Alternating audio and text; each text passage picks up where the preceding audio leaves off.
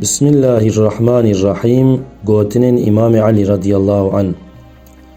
Bila di dilê te de ji bo xelkê dilovanî û heskirin hebe. Ku tu bixwazî Xwedê Teala te efû bike, tu jî xelkê bibexşîne. Wextê te wan efû kir, poşman nebe. Wextê te da cezakirin, kêfxweş nebe. Di cezakirinê de ecele neke û hêrsa xwe biqurtîne. Li mêj mirovan nîzîkê Xwedê dike. Hec herba bêhêza ye.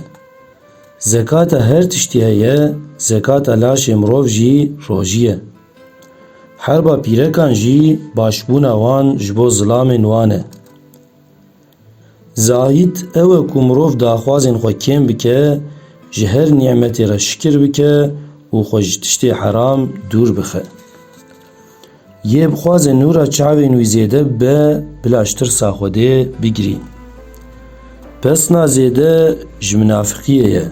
Medha kêm jî ya ji bê zimaniyê ye yan jî ji hesûdiyê ye.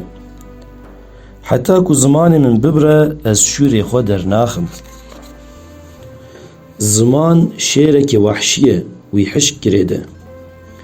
Kî be pêşdar serokê xelkê bila pêşî xwe terbiye bike. Divê pêşî exlaqê xwe xweş bike, piştî şîret li mirovan bike. Xwedê rehma xwe li wan kesan bike ku qedrê xwe dizanin. Ji sinorê xwe naborin, hay zimanê xwe dimînin û emrê xwe bêfeyde naborînin. Min tu wext münaqeşa bi cahila re kar nekir. Alim bimre jî dijî, cahil li heyatê jî miriye. Timatî dilê cahila sivik dike, heves jî rehîn dike, hîle jî girê dide. Du tişt mirov hilak dike, tirsa feqîriyê û daxwaza meznayiyê. Feqîriya herî mezin ehmeqî ye. Dewlemendiya wekî zanebûnê tune û feqîriya wekî nezanebûnê jî tune. Tu çiqas feqîr û birçî bî jî, ku tu qenatkar bî, ku qenatkariya te hebe, tu dewlemendî.